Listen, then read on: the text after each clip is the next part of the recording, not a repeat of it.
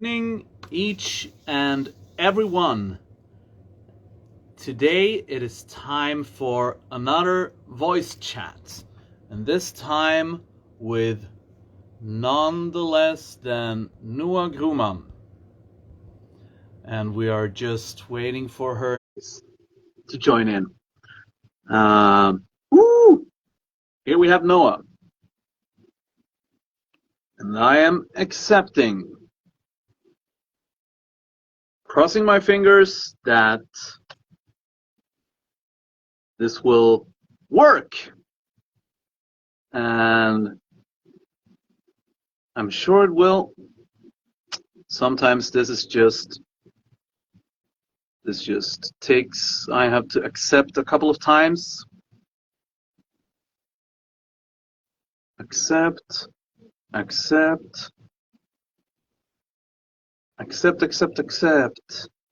I'm accepting. If I interrupt my invitation and accept.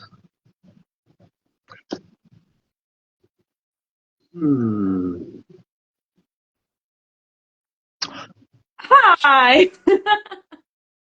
Don't touch anything. It's working. Always with the technical issues, right? With this Yeah, thing. this is nothing. Like these 50 seconds or whatever, that's nothing compared to Oh, what can occur. I know, Um, I know. yeah.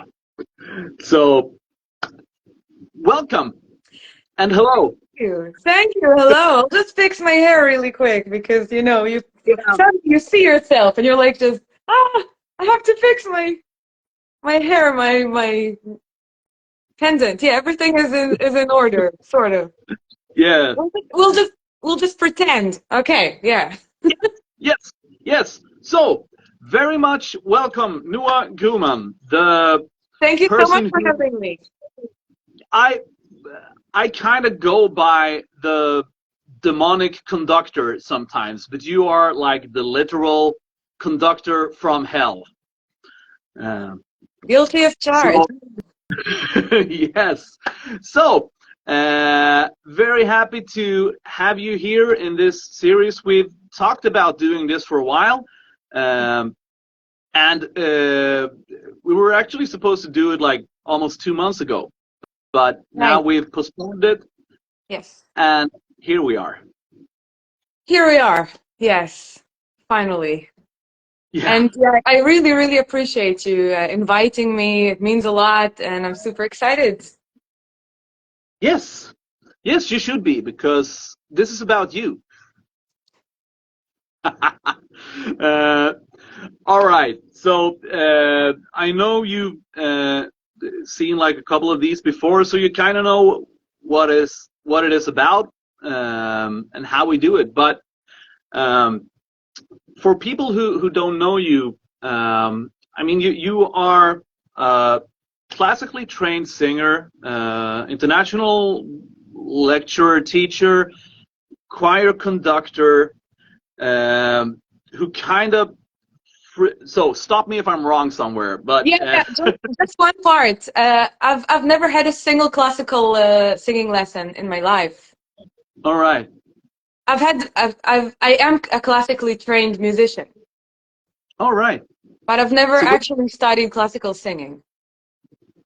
where did you start out? Like, so I mean, the obvious thing here is with the hell puns and all of that is that you are the conductor of a very a very unique choir called the Hell Score Choir.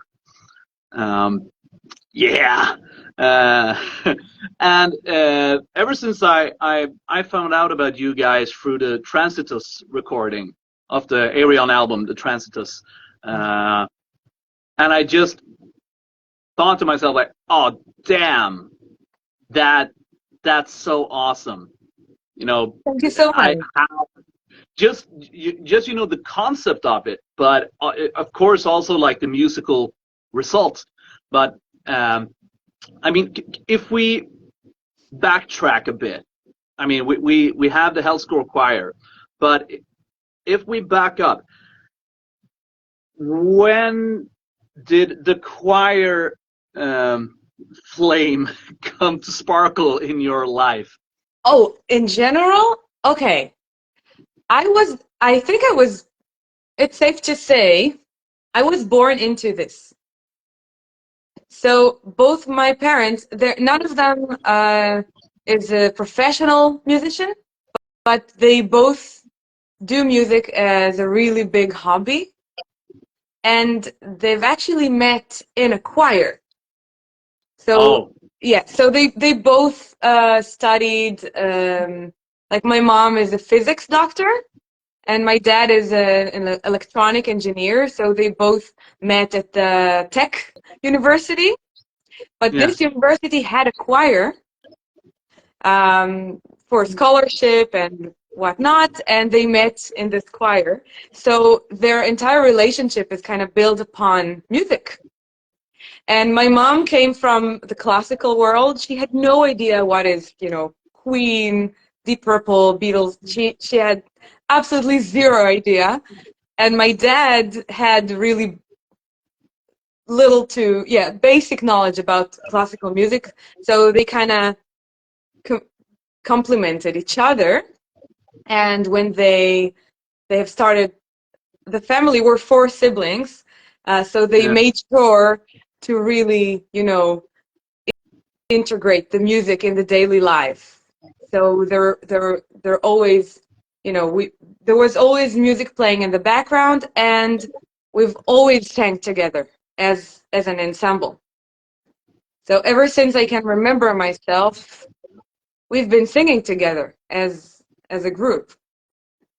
And you have to kind of correct me if I'm wrong here, but is this the Kol Hamishpaha? Oh yeah. So with throughout the years, it became an actual thing. We can get to it a bit later, maybe, because it's a whole big story by itself. Yeah. But just as a kid, who is to me it was like like the normal thing is to sing with your family. I didn't Yeah. know anything. I didn't know that it's unusual. So to me, it was just normal, and it was just natural for me to, join all the choirs, join all the youth groups. I was just there, all the school choirs. If my school didn't have a choir, I started a choir in the school. It was just the normal and natural thing for me. It was never a question, you Yeah. know? Yeah. Yeah. Yeah. That's totally awesome.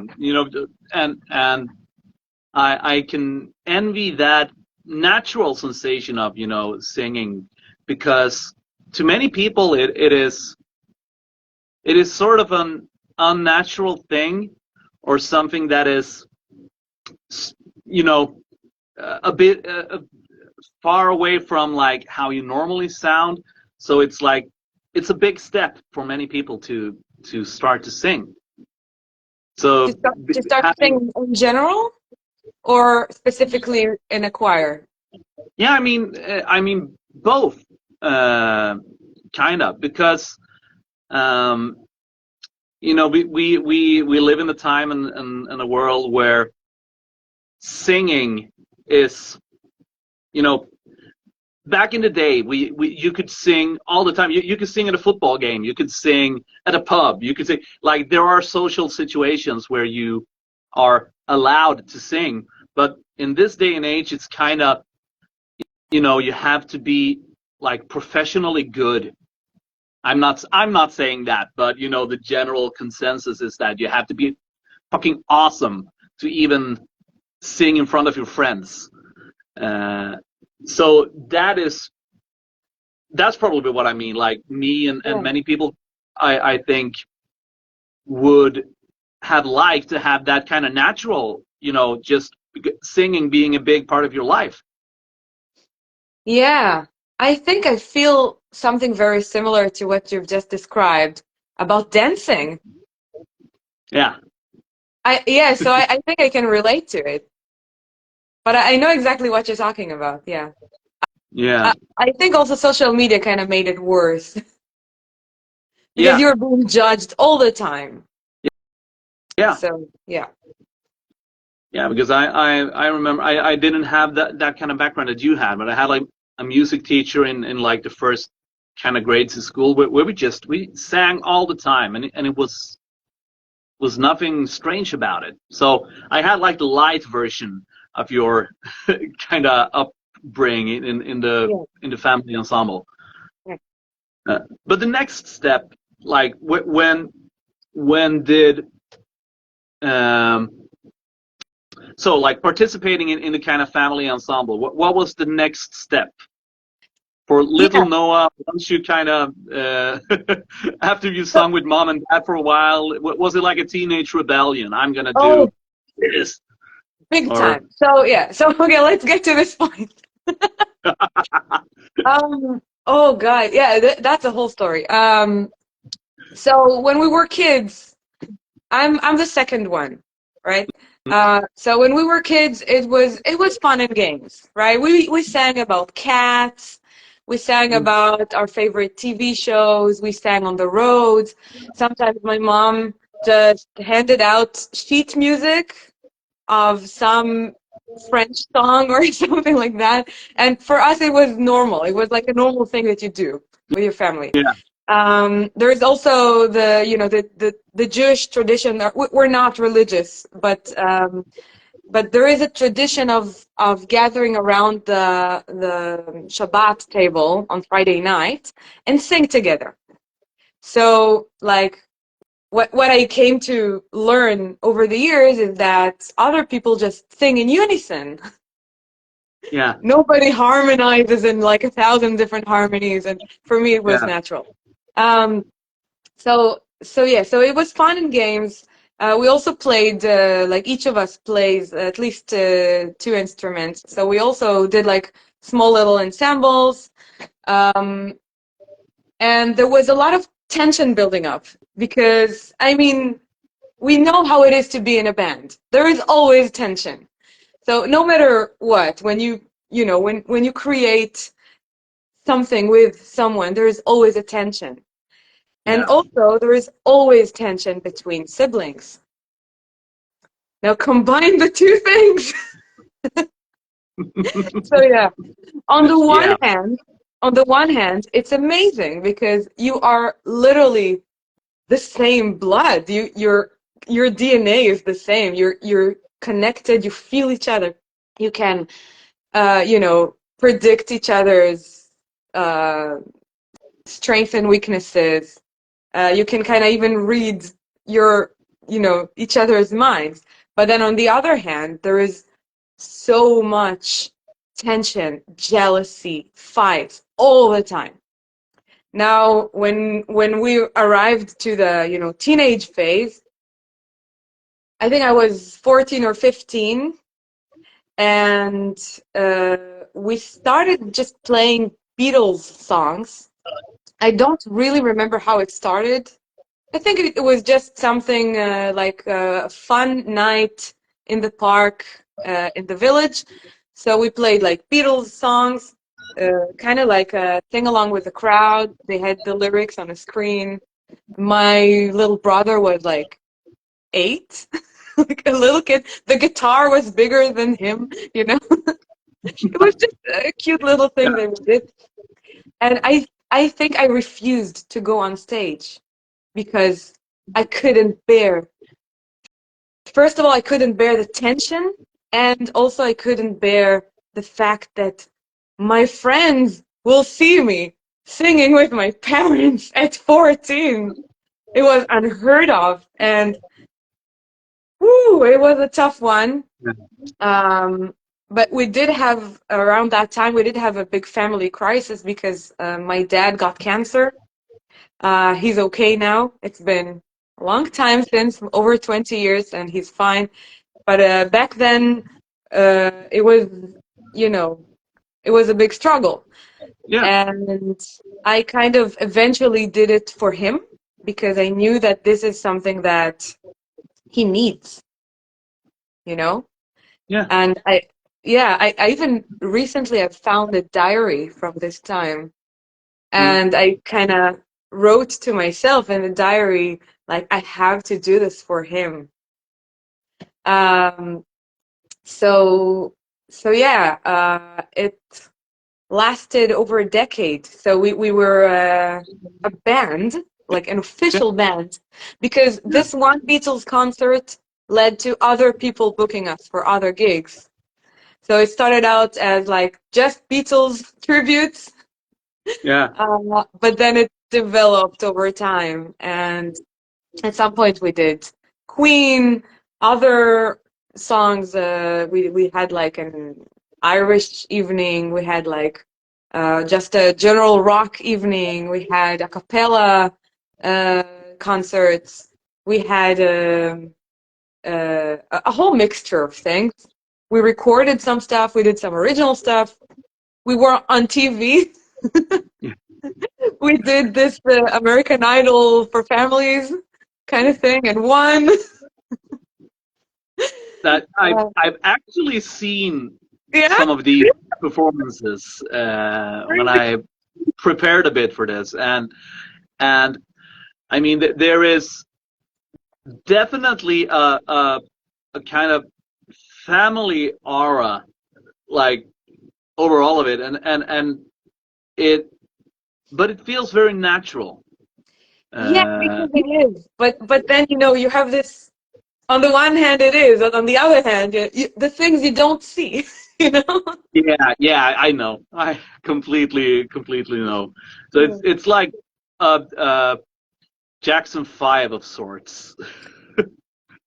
I I I don't know. Maybe. no, but I mean there is where on like on one hand it is natural, and on the other hand it is very much prepared and staged, and you use kind of the family thing as an advertisement, but you're still a family. So I mean, like you say, it's both sides. But I was very impressed by both the musical part, but the the family part, really. Like keeping things together and actually doing this kind of stuff together. Because I mean, we all know music is fun, but it's, I mean, when you're a kid, it's like a chore. It's like make your bed, help out with the dishes, practice your parts for tomorrow's concert, da la la da da da da da da da. You know, Yeah. so it's part of stuff that you have to do, Yeah. even if you love it. So, but if I'm not mistaken, about a couple of years later, we have Soul Enema, more of a prog rockish thing going on, right? Yeah. Right. This was the actually a project that Or I first Somnia, perhaps, but I mean, it's Somnia slash Stardust and yeah, yeah. Soul Enema. No, Soul Anima was the a session project for me. It was like I had no creative uh, say in it. I was just I was just I even this part is a bit yeah. I'm not sure if I should say it or not.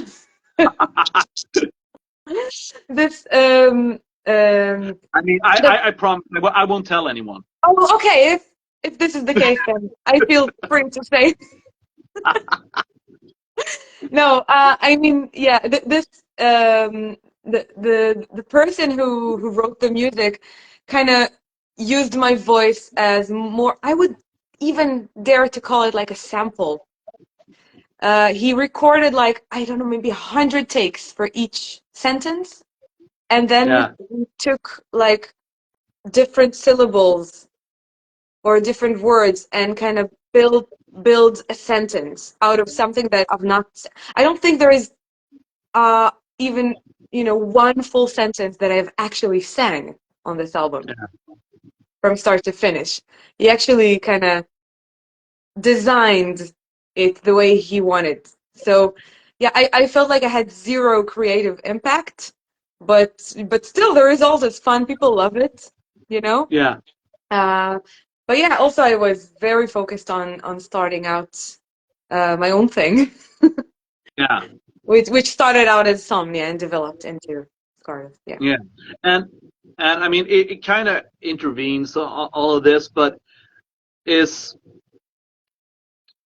would you say is Hellscore created to support Stardust, or is it two separate things that just found each other? Or Okay, so yeah, it's an interesting question.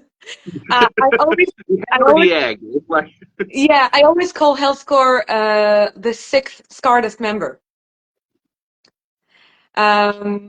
So the thing is this: we recorded Sands of Time, our yeah, first full-length album. The recording was 2017 sorry. or something. When was this? In 2000 or like before 2016, 15, 16? Yeah, 16 it was recorded. So it was Yeah. released in 17, but it was recorded in 16. Okay. Back then I was a full-time voice teacher, and I had many students. Most of them were, metalheads, naturally, because Yeah. I come from this world. And I asked each and every one of them if they wanted to participate as a choir, because now, this connects to the first part of our conversation. Choirs are a natural part of me, so I could not Yeah. not include choirs in our arrangement. I had to have a choir. So we Yeah. had the choir part, and then I asked all my students if they wanted to participate. They all said yes, because, they all saw it as an exciting opportunity, an exciting project. And also some other family members, friends. So I found myself in front of this huge group of like 40 people who Yeah. are all, all rock stars and metalheads. Yeah. So they're all around the same age range, and they all share kind of the same interests. Because when you love both metal and choirs, you're probably also a nerd. You're probably also kind of into D&D, into anime, like, you're this kind of person. Yeah. So they all shared like this big world, and it was like an instant connection, and we all had so much fun. We had like the recording weekend was super smooth, super fun, and I found myself in front of this group of people. So after I had, I felt like I'm in my natural. I've never conducted a choir before. Yeah. I taught, singing, and I sang in choirs myself, but I never conducted a choir. And suddenly I'm conducting a choir of super awesome human beings, and we all have fun together. It was like, what? And I never thought I will, I never dreamt of being a choir conductor. It was never like something I thought of myself. But suddenly I was a choir conductor, and it was the best thing ever, Yeah. So after the recording ended, I just had to, give it a name and make it into its own thing. So I think, to answer your question, both things are actually right. So it is like the sixth Stardust member, because it was born out of Stardust, but it's Yeah. also its own entity by itself, because Yeah. we Because also do our own things. yeah, because you do collaborations with other projects, and you do your own videos and stuff. But when was the first? Is it for Heartsbane or for Orphanland where Stardust later did its first? Oh, I mean, when did Stardust become its own thing? After Sure. the no, sorry, the Yeah, yeah, Hellscore. yeah. You know, it's like with kids. You mix up the I names, know. right? It happens to me all the Yeah, time. yeah. So when did Hell Score become a thing of its own that wasn't actually related to Stardust? Yes, I think a few weeks after the recordings, after the Sands of Time recordings, I just texted all my students. I said, I wrote an arrangement for Children of the Damned by Iron Maiden. Completely unrelated. Yeah, just the, yeah, just the final part of the outro of the song. Yeah, yeah, Just a four-part, four-part harmony. Super basic. And yeah, it's a 1-minute arrangement. I just wanted to test it. I just wanted to yeah, see if metal a cappella can actually be a thing. yeah, And so I invited all of them. We had this big gathering in my living room, and Louis, my cat, was lying in the middle of everything. He really loves to be popular. Ever yeah, since, ever since this day, he is the CEO of the choir. Um, so yeah, and we did this Children of the Damned thing. It was super fun. I've discovered that metal a cappella can maybe become a thing, and then I just started writing a cappella arrangements for metal songs. I think the next one was Judas Priest, um, Electric Eye, and then I asked them what they wanted, and then they said System of a Down and Linkin Park. So, you know, slowly I, wrote another one, and we just started practicing until we got a full repertoire, and then we started, filming videos and all of that. And so the metal a cappella things are like one, maybe the main thing that we do, and the collaborations are the second thing that we do. And the first one was Orphanland, yes, yeah, in 18, I think. No, the album was out at 18. I think we recorded it at 17. Yeah. yeah. Yeah, it was released in 18. I have my cheating You're well notes here. prepared. But I like to stop a bit with the arrangements because we both do this, and I like to. Uh, I mean, after you get the idea, like for example, Children of the Damned or whatever, like what. I mean, I'm sure it's not the same every time, but like where do you start, or how do you generally start? So I first need to fall in love with a concept. This is the first step. I listen to a song. I think that the easiest example for this would be the arrangements I did for Series by Ghost. So I listened to. I knew I needed to write Is an it with the arrangement. video with the kind of red Yeah, and the robes? everything is black. It's a black screen. Yes. Yeah, Um, yeah, so I remember listening to this song in loops, and every time there was like this. I think it's a timpani. yeah, Like this. yeah, I heard thunder.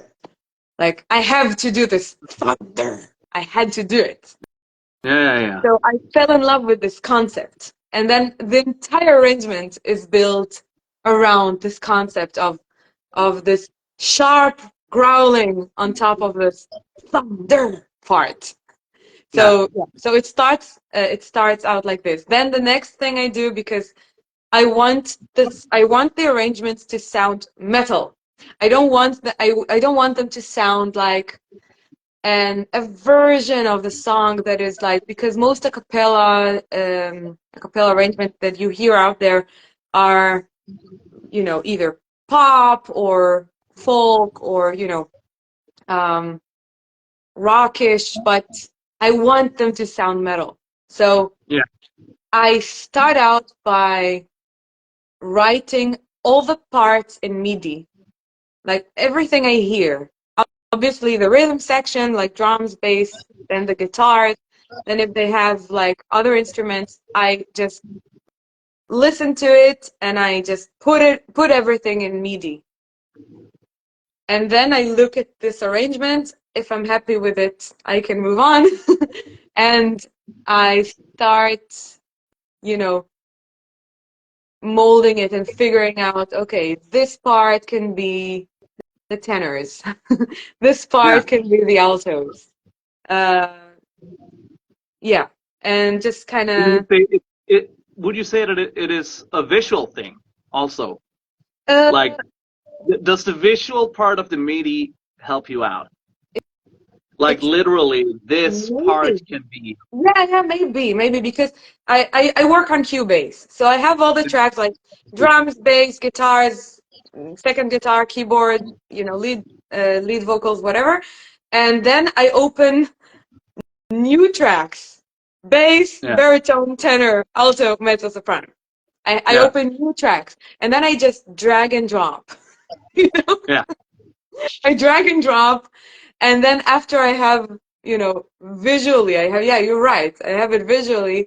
Then I always, always, always sing it. I sing the parts and I see if it's singable. Yeah. Yeah. And then it's So like a back and forth between, trying to yeah. sing it, see if it's singable, adjust, try again, etc., etc. Yeah. And do you record the parts for the choir Yes. so they Yes. can practice on their own and Yeah, I mean, honestly, I would record them anyway because I want to hear how it sounds. yeah. Especially when you use vocal effects, like distortion and uh, growls, fries, beatboxing, all kinds of voice colors, not sometimes it's more classic, like the technique is more classical, sometimes it's more pop, rock. You have all kinds of different articulations, colors. So I have to sing it because, a MIDI, a cold MIDI part, or, even a sheet music where you write down. I do the sheet music, but after I record everything. Yeah. And then I can write down all the specifications on top of the sheet music after I've already listened to it and, I'm Yeah, because then happy with it. the choir, yeah, because the choir members will get both the sheet music and Yeah. the audio file. Yes. Yes. And that's basically how things started out for me too. Starting to record stuff for the choir, because I mean we obviously we both read sheet music, but I've been in the game so long, so I've seen the level of sheet music, of reading music literacy decline with my students. So Um, with the choir, the school choir where I teach, I could see like it's taking them ages and they can't practice at home.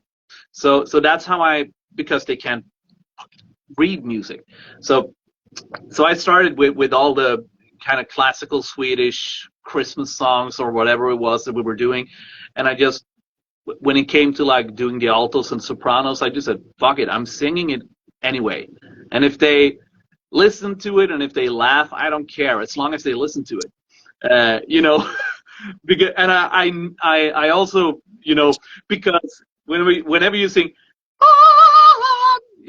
it sounds a bit silly, but yeah. what I noticed was that they were walking around and listening to it like, because when you listen to only my soprano part, yeah, it's gonna sound silly, but they listen to it.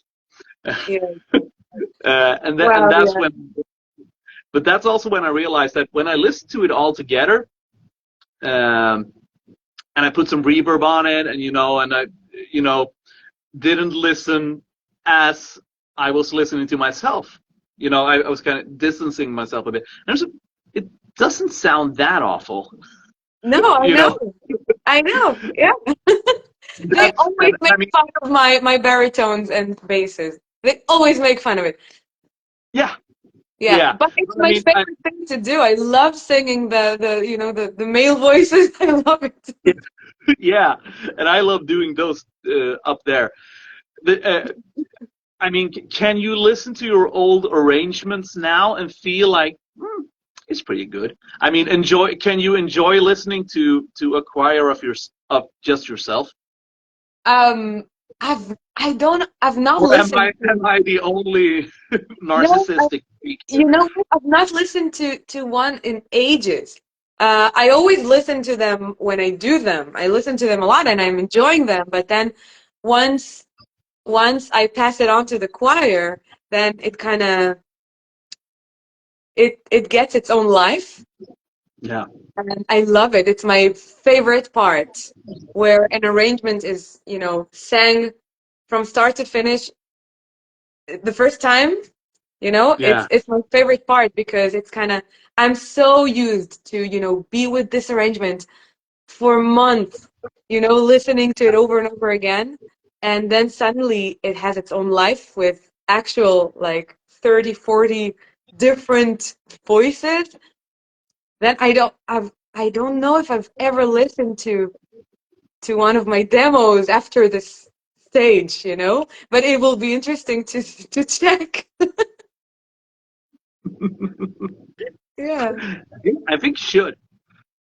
I think you Yeah, should. I might do this right after this.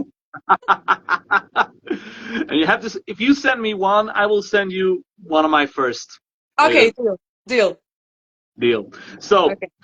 we have now we have the when we cut the head of the Hydra, we got both Stardust and Hellscore, and now they are two separate entities that sometimes cooperate. Yeah. So we've had two. Correct me if I'm. Yeah, two Stardust albums. And an EP. So Yeah. and an EP, yeah.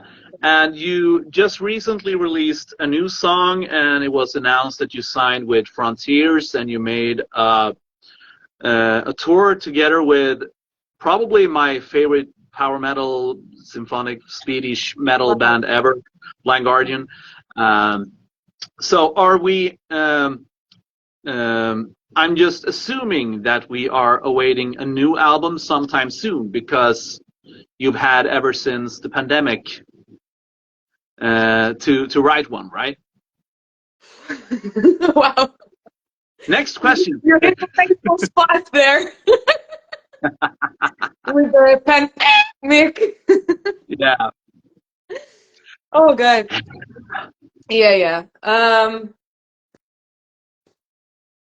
Yeah. The pandemic was survival mode.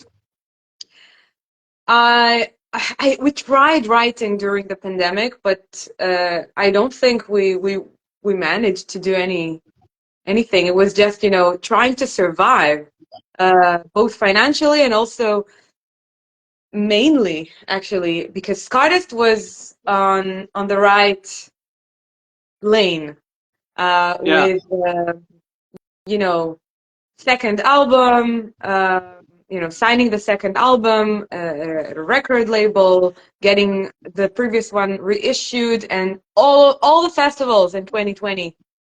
It caught their interest, because we had the second full length with a record, with a new label, promising new band that is growing fast.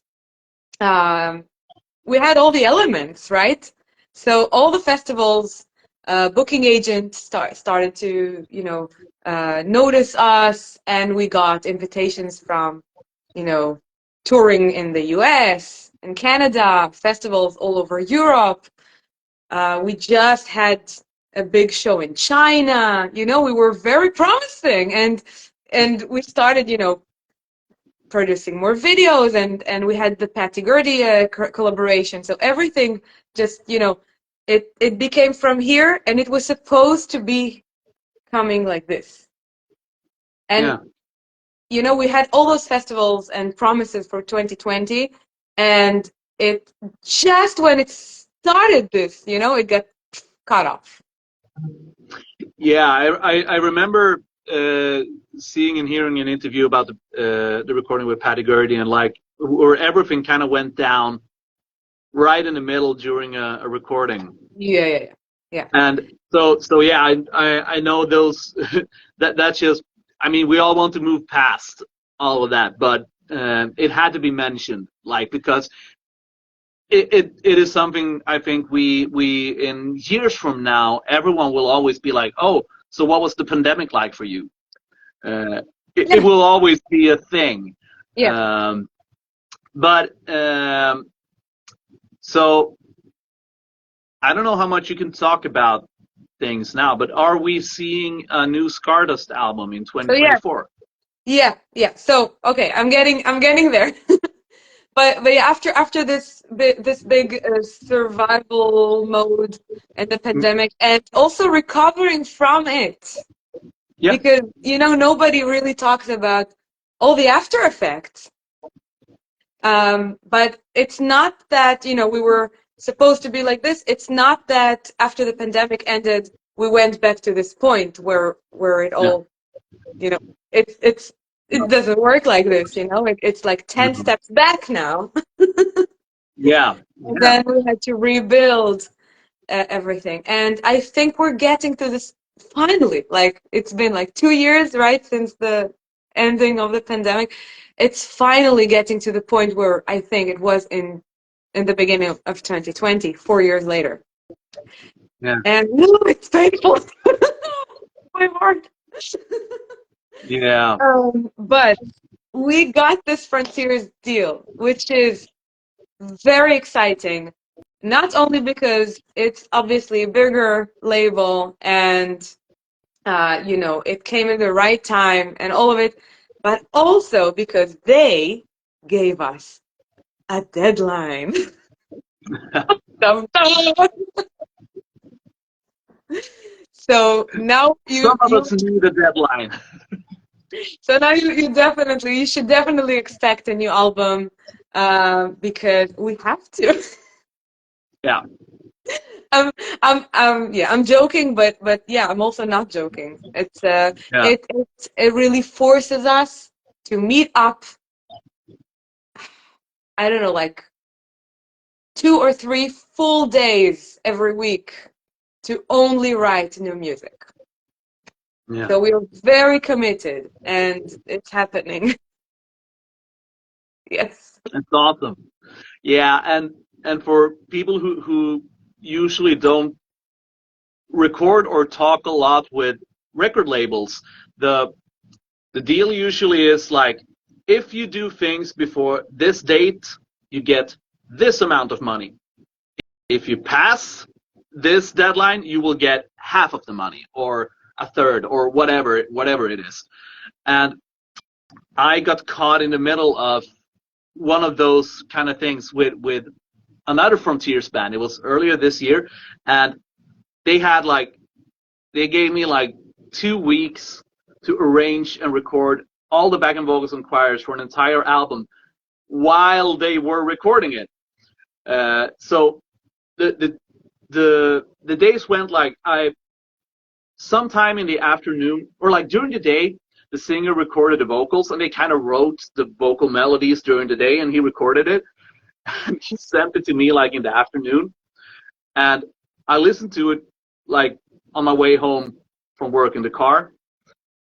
And then I went straight out here to the studio, and I had like 2 or 3 hours or something to arrange, record, and send. Wow. That's crazy. That's crazy. Wow. And I just assume, like, from how you described it, and I'm the same. Like if you arrange something, you want to listen to it, and until you get bored, really. Yeah. Because that's what I usually do. I listen to a song because that's the kind of work I do. I get like the music and just the lead vocals, and they say fill this out, and then I listen until I'm really bored and my mind starts to make up all the stuff that I feel is missing. But so I really feel this kind of deadline. I can recognize this like how you are mostly in a good way forced Yeah. to actually create, because otherwise you can just walk around and smell the flowers for a Yeah. couple of weeks. Yeah. Yeah, I think the craziest thing, it's not as crazy as you described, as your thing, but it was with Amorphis on their recent album, Halo. And their Yeah, producer, Jens, contacted me. And I mean, he contacted me well ahead, but just without any concrete information, without sending me the tracks, just in general. Would you agree to do some backing vocals or some, ornamentations and stuff on several tracks? And I said, of course, yeah, of course. I didn't yeah, know he would give me like like a day and a half to do them. Especially like, can you deliver by Saturday? I'm like, it's Thursday night. Stop yeah, everything, clear my schedule, you know. yeah, Yeah. But yeah, you're right. It creates the best outcome because you kind of, yeah, you clear your entire schedule. You lock yourself in the room. I sometimes like to dim all the lights, especially yeah, with those kinds of things. Like with Amorphous, they normally want me to do like those ethereal voices, you know. yeah, Uh, so I just dim all the lights and I just listen to it again and again and again and again. yeah. And Yeah. I think actually that in my hobby philosophy kind of state of mind, that's how I feel like the boredom kind of creates or like opens the door to creativity. Like the repetitive thing, and when you kind of block everything else out, and that takes time. You know, Yeah. it takes, I mean, for me, it takes, I don't know, after the moment I put down the phone and I went to the studio, Hmm. started the computer, it takes about 30 minutes before I kind of, because I need to kind of lose track of Yeah. time. I need Yeah. to get the rest of the world out of my head, and that's like the zone or the flow or whatever you want to call it. But I mean, it's more focus. I mean, Yeah. it's all about focus, at least to me. So like, Yeah. so dimming the light or whatever it is, just to, and the repetitive, and I, so now I'm talking, but No, no, no, no, no, I just I mean, remembered the story that I have to share, but just go ahead and I'll be next. yeah, yeah. So I feel that we today we are more sensitive to this kind of boredom. So we as in humans in general, we are more afraid of that bored sensation. We're not used to it, because whenever we are bored, we can occupy ourselves, and that's why we're having a hard time focusing and creating stuff. So, Yeah. it's all about practicing. Like parents say, it's good to be bored because then you.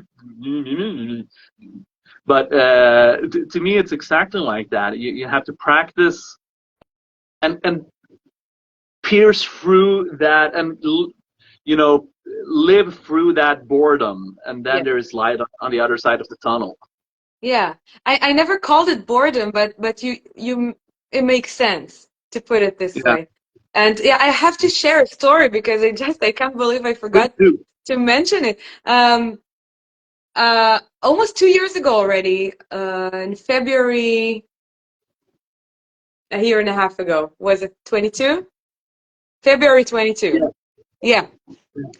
I um I locked myself in a cabin in the north for a week, yeah, for 7 days, without my phone. Like I turned off my phone. It was the first thing I did. And it was just a wooden cabin in like a very, very small, isolated village in the north of the country. And I had my computer, I had my audio interface, a microphone, and a piano, and a notebook. And I did that because it was just after COVID. I literally had COVID going there, by the way.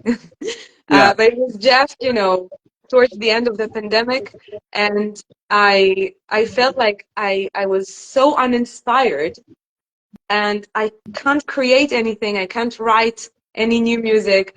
I felt like on some level, I don't like doing it anymore. I don't look for it. I don't want it. So and I'm a musician, so this is outrageous. I had to put myself in a situation that would force me to do it. So I booked this cabin. I took my stuff. I turned off the phone. The I had no connection with the world. Um, I did have internet on, but I didn't open any social media platform. I just used it for, Spotify or YouTube for inspiration and stuff. And as a preparation for this week, I asked three, like two of my best friends and my sister, to come up with little tasks.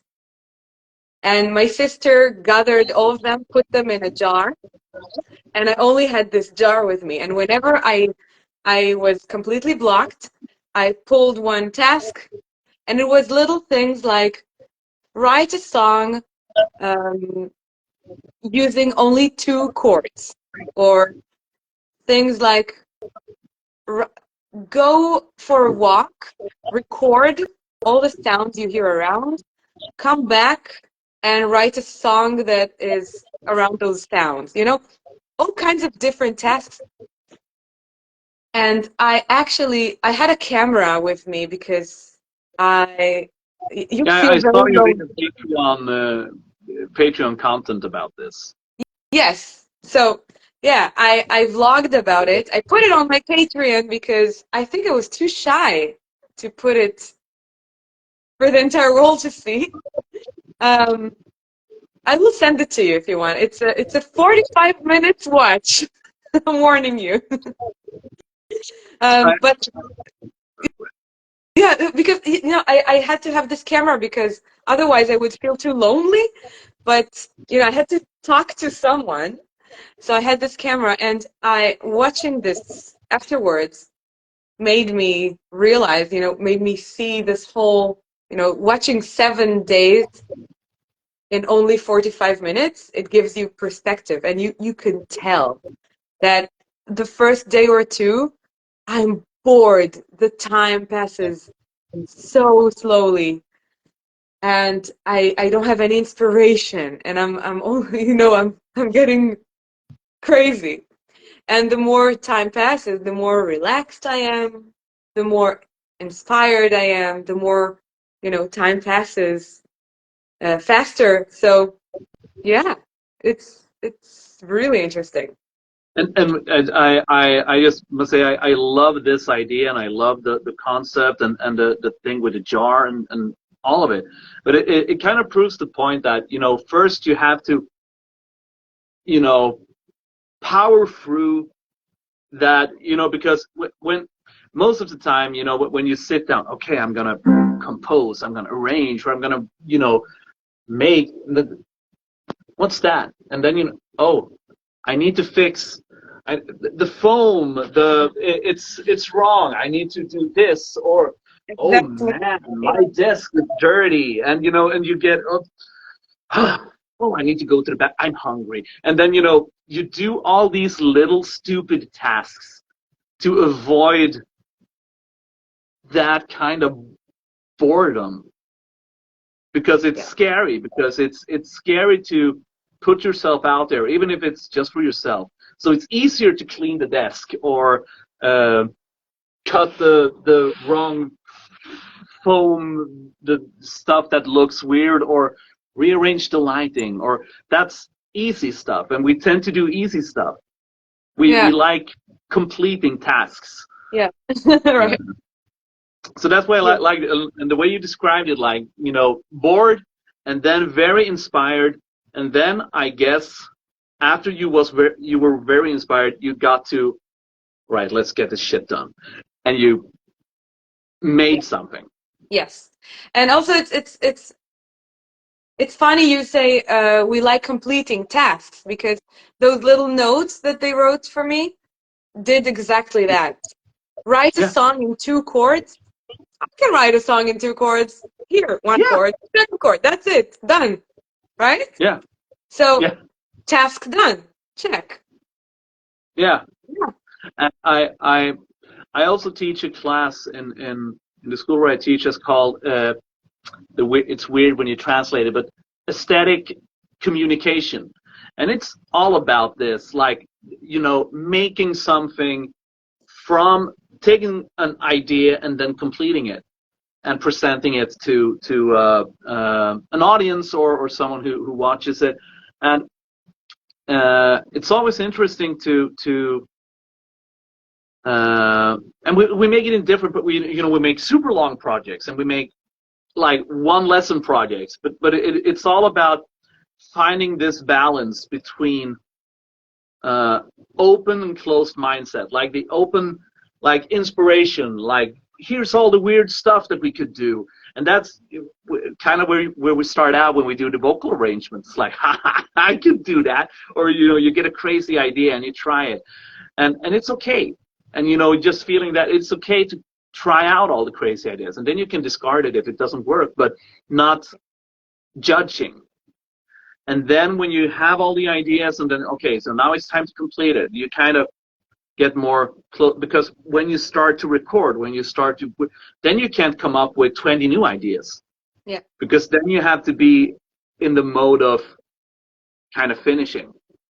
Yeah. So I believe that the best creators, if you will, are the ones that are able to switch between these kind of modes. Because if you're constantly in the idea mode, then, I'm going to write a tech death album using Bach 4-part, based on the singing birds from the place where I grew up. And then you never finish, because you get in the next idea about Gregorian chants in metal version, singing about blah blah blah, whatever, and then you get a new idea and a new idea and a new idea. Yeah. So we have to be able to switch. Yeah. To Right. productive And mode.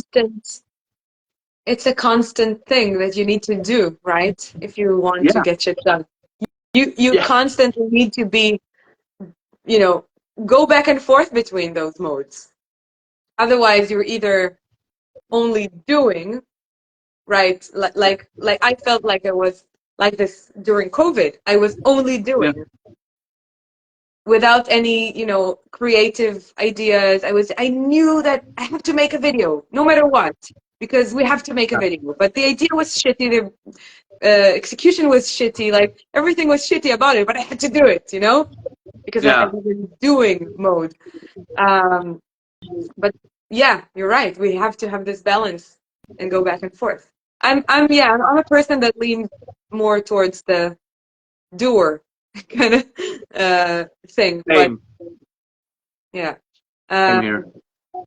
But then we need to surround us with people who lean more towards the inspiration, and we need to, find a fight, And speaking of that, when it comes to writing vocal melodies, and I've seen in Skardist, if I assume right, it's you and Or that writes the most of the music. Yes. Right. Would you say that you lean towards writing vocal melodies first, or do you start out with the music? Or could you just do the crash course in Skardist composing? Yeah. Okay. So it's been a journey, obviously. Yes. So just for this upcoming album, we're trying to include more band members in the writing process. So there are more people involved, and it's much different. The process is much different. Some songs, I always have a say in the melody, because I always has to sound good for my voice, but I don't come up with all of the initial ideas this time. So it's a bit different for me, but Yeah. Mhm. Up until this day, it's been okay. So Ol and I, we've been working together since forever. I don't know. I've known him since 17. We've been making music together since basically the day we met. But we really started working closely together around 2012. This is where we wrote a project called Gates of Dawn. It was a rock opera. It never saw the light of day, you know. It stayed in the studio because of different reasons. But it was a really cool project that basically gave us the university of how to make music together. And it was worth it just for this reason, you know. Um, it was an hour Sorry, long. Sorry. can I just say that that is another part of like the philosophy I have about this creating thing, that we can create something and it doesn't have to be released. It doesn't have to be seen by the entire world. It can be exactly what you said. It can be like, we did all of this, but you don't Yeah, have to see it because it made us able to do the next thing. I exactly, just wanted to exactly. say that Yeah, it totally know what you're talking about. Yeah. yeah it built up this collaboration that we have that is amazing, and we work so well together. Um, so of course it developed over time, right? But it started out with this. We would It was so together, and I think so. For this, what was the initial question? the Like the melody. crash course in how you write Stardust songs, Yeah. you Okay. know. Yeah. Yeah. Okay. So I would say that from this point, where it started out with this, it was we worked for, I don't know, a year almost every day on this gigantic project.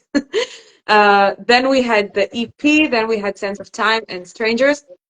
Um, so I think more and more we it's kind of the same as what I described about arrangements. We have to have a spark, that something that would light the fire. So Yeah. a great idea for a concept, or a great riff, or a great voice melody or vocal melody, or a great like uh, chord progression, like some spark. And then we sit down, and normally we just talk for hours about the concept. Uh, Even if it started out as, even if the spark was based on something musical, it still needs to, a concept to grab onto. And You then mean the like concept, a story concept? yes, yes. Yeah. We don't necessarily have to have all the lyrics, but we need to know what this song is about, right? So with Strangers, for example, it's a good idea because it's simpler to understand. Um, we had pairs of songs, so one song from the first half of the album would complement a song from the second half of the album, and they would tell the same story from two different angles. So, for example, the two songs Stranger and Gone are both the same story from two different perspectives. The person uh, who got left, and the person who left. So I don't think we had all the lyrics, and they both started out from a cool chord progression that all came up with. And then we said, okay, this is the one you hear on Stranger, and this is a very cool song. What should it talk about? And we had all those millions ideas, but then we had this one very simple idea: someone who left and someone who got left, and that's it. And it just bam created this entire explosion of two whole songs in an album. So yeah. I don't know if Yeah. that's a good answer. It's like a very Yeah. dynamic kind of process. Then if we use this as a springboard, to the next question then. How would you say, like with these songs, vocally as a singer, when you recorded them, like, would you say that the this kind of Jekyll and Hyde story, or like the two parts, is it is it a story that drives you vocally? What do you mean exactly when? I mean, when you because you incorporate so many different techniques in your voice. You do scat singing, you sing jazzy, and you do the Disney princess. Not only talking about the medley, but you know, the Disney princess voice. You do the harsh stuff. You do. I mean. And I only assume, a side note, that all of this is from doing all these kinds of different genres growing up, but and using your voice in many different ways. But when you make the vocal or the voice choices, would you say that you are driven by the story, or like more of the music, or I don't know. I don't even know what I'm asking, but I mean, how do you, because there is a really complex music going on in the background. So how do you choose how to sound? Is it a story? So yeah, so it's let's go even further. Let's dive even deeper. When I started out with singing, by the way, quite late, to be honest, because I used to be I used to consider myself as a classical pianist. This was my main instrument until I was like 17, and only then I started thinking, oh, maybe I'm actually a singer. um, but I looked for voice teachers, or for academies and stuff that would give me all the tools that I wanted to express myself. It became like, I don't know, it's a chicken and an egg, I think, because I was constantly seeking for, pieces of, tool and pieces of information that would help me to be able to express myself without limits. But every teacher and every institute that I went to, I don't think I will exaggerate if I say that they started out by giving me the limits. This is forbidden. This would ruin your voice. This is not music. This is, this is too extreme. This is too loud. This is too soft. This is too much vibrato. This is too little vibrato. This is like all those no's, every place I came across, I looked in, it was just, limiting. And I was just craving, finding the tools and the methods that would help me to express myself fully. So I ended up not finding, and I ended up just, taking bits and pieces here and there. I'm talking, 20 years ago. There was no YouTube. There was no tutorials. There was just no female growlers. Like you had, Arch Enemy. That was basically it. And it was this weird thing that, I barely even heard of this, back then. So I was just constantly trying to explore more, options for how I can express myself. So it's kind of like it kind of got built up together. So the more I found out about the voice, the more I found tools to express myself more. And it kind of went like this. So I think with Stardust, is just, you'd say complex music. Yeah, it is, but it's like that because I was looking for a genre that would allow me to express myself however I wanted to. So If I want to be a Disney princess, I can be a Disney princess. If I want to be an angry beast, I can be an angry beast in the Yeah. same song. Yeah. Yeah, and I get this thing a lot when I talk with people, you know, about, at least, I mean, it's a little bit more open today, but still not really. But you know, people who, you put it very well, like they start with giving me the limits. That's a very good way to put it.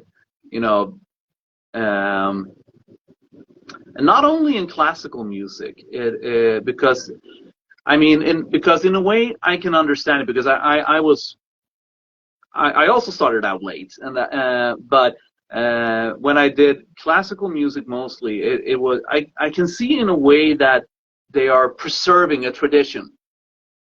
Um, so, and within that notion, I can understand that you need a couple of frames, but I mean, sort of, you guys can keep the tradition. I can learn from you, and then I can break the frames and do whatever I like.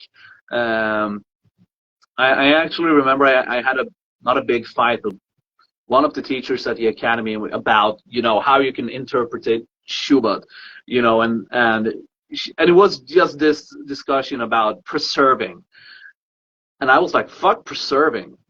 I want to make interesting stuff, you Yeah. know, and it's more interesting in this way. You know.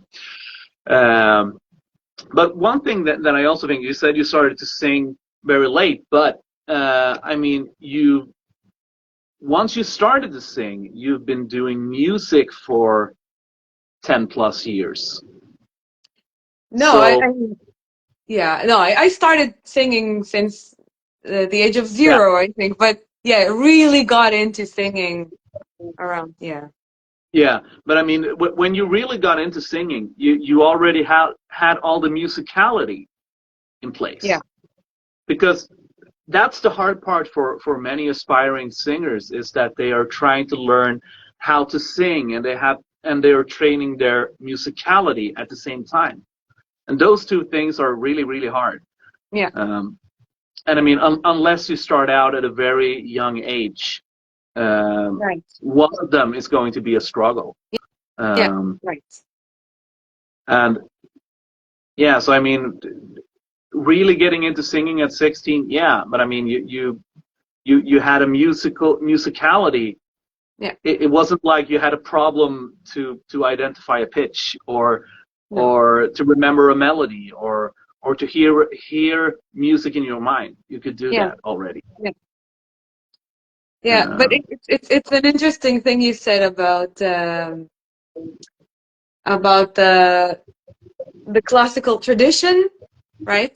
You call it. I used to sing in the opera, in the choir, and they actually, I think they hired me because my voice was not as classical, you know. yeah, I There is a misconception all over the internet. I don't know how it happened that I am classically trained singer. I I I I passed the audition in the opera because I yeah, imitated classical singing. This is how you do it, I know. um, but um, but I think they ended up hiring me because they wanted like a younger, less traditional voice in the choir, because they had all those big operatic, full of vibrato sounds in the choir, and they wanted to kind of tone it down a bit. Um, and my best friend in the first soprano group, Clara, elderly Russian woman, super nice. I asked her to give me classical singing lessons, yeah. and she refused. She said, "No, this will ruin you." She said, "I don't want to teach you how to sing classical because it will ruin you." I still disagree with her, but I also see where she came from. Yeah, I mean, when I talked about you know, the classical world being closed-minded, I'm speaking general, because I have an opposite encounter with a voice teacher that I had at the academy, and we did all the classical stuff, but she also knew that I did all the rock and metal stuff, and she was like, David, would you please bring some of that music for our next lesson? I would like to hear it. So I brought like I think it was like some Dream Theater stuff, and she was, you know, very impressed, like, you know, with you know, the volume and the energy. She was like, please tell me, describe what you just did, and you know, very interested in learning. So I mean, we can all talk about how some people are, but so I'm mostly generalizing when I'm speaking about the classical world. Of course. I also I gave a group of them a little 10 minutes workshop for extreme vocals just before we got on stage in front of 8,000 people at an opera festival, singing Carmina Burana for an hour and a half of intense choir singing. And after the concert, they all came to thank me because they said, thank you, this was the best warm-up ever. Yeah.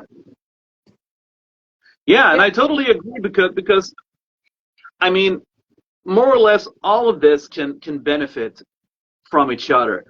And I mean, of course, if you are a classical you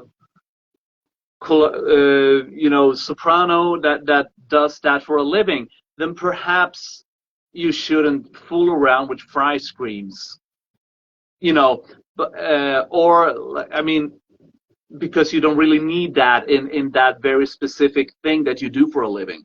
But I'm not one of those that put the frames and tell people first what they can't do. But I mean, everyone can do everything, or can try out everything. But I don't know how to put it. Like, if you are a soccer player, professional soccer player, don't go and try to compete in weightlifting also. If you're doing it on a super professional level, I mean, then I mean, we can all sing in an operatic way. We can sing in a metal way. We can growl. We can do all of this. But and there are a couple of singers who sing professionally in a classical setting, but they also sing in a kind of similar way in the metal bands that they are doing. Right. It's not like completely opposite. But then we also have all those amazing singers in metal who do both the operatics and the growls and everything in between. But real professional classical operatic singing is very different from what we do. Even when we sing in a classical way, I usually try to call it the classical way, not classical singing, but in a classical way, because when we have the microphone, we don't have to sing exactly. I'm getting now I'm starting to get like this, because this is one thing that I get with most students. You know, if you have been taught to sing classically, you've been taught how to sing without a microphone, and if you do that into a microphone, it's going to sound like shit. Yeah. You need to adapt to, you need to sing to the room you're in. And if you have been trained to sing in a microphone and you suddenly find yourself on an opera stage without a microphone, then you're fucked too. And it's going to sound weak, lame. Yeah. Just needed to get that out. So, I mean, most singers that we hear in metal that sing in a classical way, they do just that. They sing in a classical way. They don't sing the same way as opera singers do on the stage. Right. Yeah. Uh, so when you worked with both Star One and Arion, do you do the vocal arrangements or are you handed vocal arrangements? Okay, wow, let me remember. I think, so with Arjen, yeah, he definitely, I don't want to say something wrong here, but because all those projects are kind of getting, not the projects themselves, but the process of Yeah. getting there, getting mixed in my head a little bit. I'm looking there because I have the two vinyls right here. This is why Ah, I'm trying to remember visually, maybe. I think with Arjen, I mean, he's obviously a genius composer.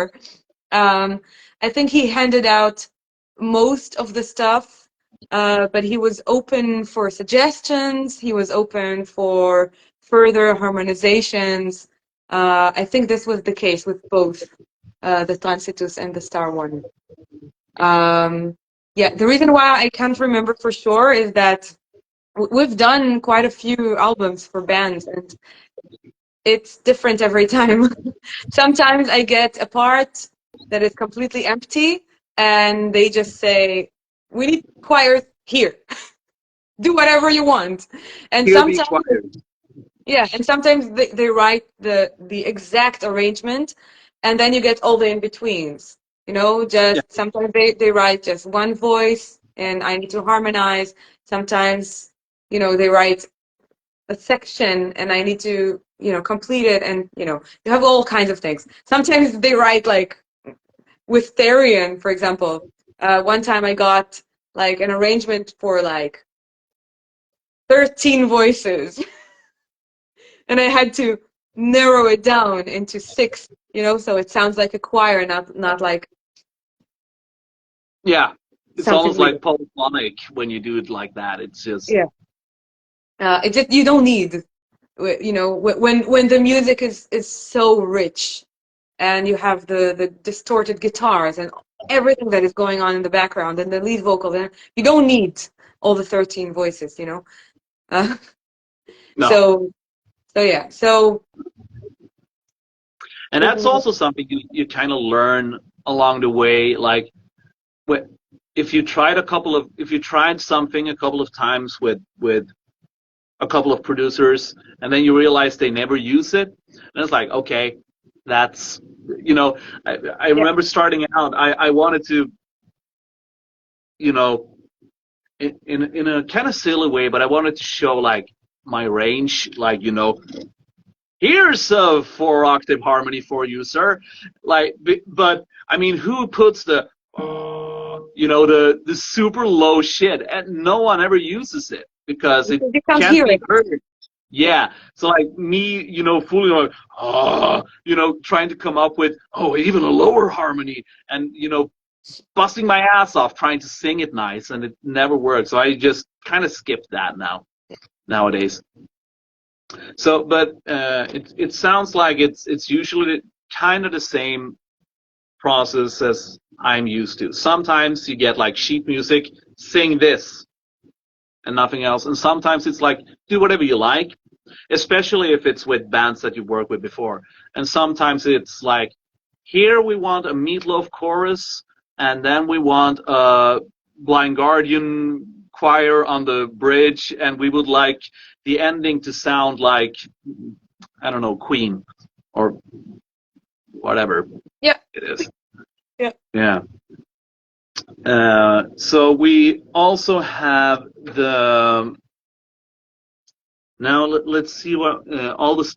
I'm starting to think about what I need to ask you, because I usually try to keep these to an hour and a half, and I assume that we could speak for 3 hours and a half about vocal arrangements, and choir recordings, and all of that. But I mean, we talked about starting out singing and having lessons and stuff, busting the frames.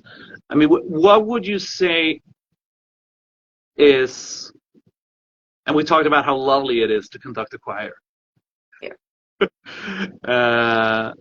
I mean, there's a lot of things I like about that, but it's a powerful thing, and I don't know. I have a big ego, but I like the me having an idea and all these people making it real, Yeah. and making it sound beautiful, and doing something together. But now I'm losing track again, talking about singing in choir. Because I'm a choir geek. Deep down inside, that's what I do. But what is it you like the most about your voice now? About my voice? About your voice? Uh-huh. Interesting question. Um, ooh, it's something I need to kind of dig deep to find. But I think it's nothing nothing you can really describe, because it's not the color or the technique or the range. Yeah, I think I had edema in 2019, and I lost my voice completely, and recovering from it led me to, find ways to be completely happy with my voice, even when it's shit. So I think this part is my favorite part now. It's the part that doesn't need to be pretty in order to be pretty. It's something that I don't know if it's considered as talking about my voice, but maybe my the way I use it, or the way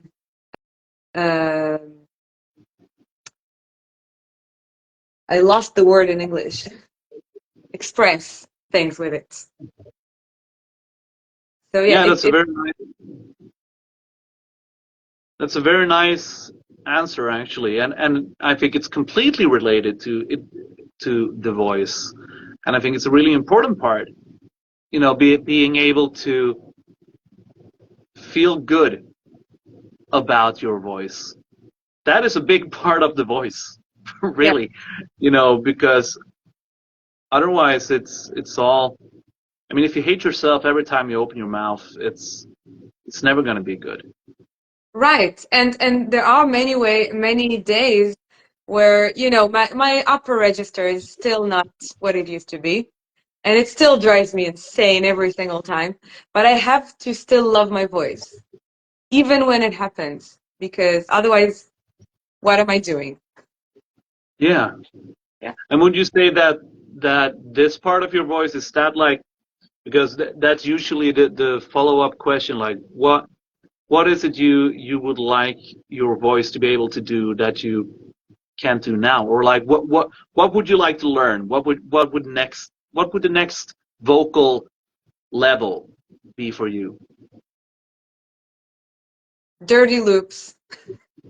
Haha, yeah. Oh, I saw him during a workshop in Sweden at the Yeah. Academy of Music. So Um, I think I can, if I nerd out about one of his parts for weeks, I think I can get it. I yeah, think I can do it. But yeah, it would require, you know, me pausing my entire life and only focusing on this. yeah, And I've done things like this in the past where I knew I really wanted to nail a technique. I just dropped everything. I only focused on this damn technique, and I mastered it. I mastered the shit out of it, and I can do it. But I will not. I just then it's I, about having the time. I have an album to write. I can't do it. Yeah, it's about having the time and energy, and like sometimes also, like, I don't know about you, but with me, when I get older, it's like, yeah, and that's it's a pretty nice feeling. I know that I could do that if I put in the hours, but still feeling good about, well, I don't have to do it. I don't have to drop everything. I don't Yeah, have to, that kind of stupid competitive thing.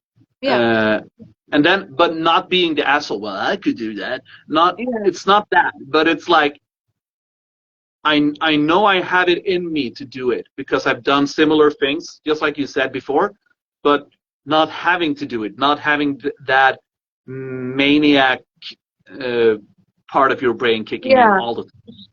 This is so important because, I'm happy with my voice. And I before the edema, I felt like I have no limits. Like I can do anything. Just name it, I can do it. And what the edema taught me is that I don't need everything. I don't need it. And I can still do so many different things with my voice. I'm super happy about it. So I'm just happy, if at some point I feel like, dropping everything for a few weeks and master a crazy dirty loops run, so be it. I will just do it because I want to do it, not because, I need the next level. I Yeah, feel like, you know, I'm I'm really happy with my voice. I'm so glad to hear that. And it's Oh, like, it's so good to say. yeah. I mean, it is because I mean, you are not only a great singer but a great arranger, and you write music, you create videos, and I mean, if Thank you. one does what I did and go back in time on the internet and you start to check the videos, I'm not saying it's bad, but there is a progress in everything. Uh, and that's also kind of encouraging because then you know that I'm not stopping, No, because you just keep on going. yeah, And that's also an important lesson, and to know, like you said, also you don't have to compete in every single part in the Olympics. It's good enough to be very good at 800 meters, uh, or whatever it is. Like, and the same with vocals. You don't have everyone doesn't have to be able to do everything, yeah, and just being kind of relaxed in that sensation is it's a good thing because it makes you feel better, and when you feel better, you sing better. for sure, 100%. Yeah. So, what is the next vocal thing you're doing? Do you have anything like, do you have any performances planned? You have the recording and writing process going on?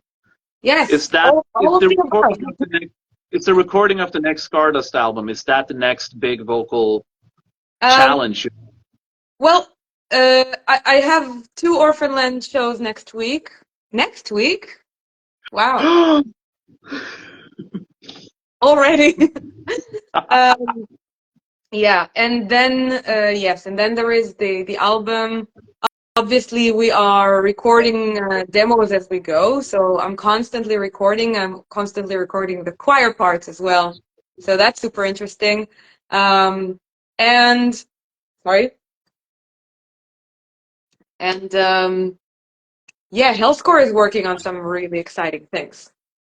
So all of the above. All Yeah, right, that's awesome. I So think. the Sorry. yeah, sorry, go ahead.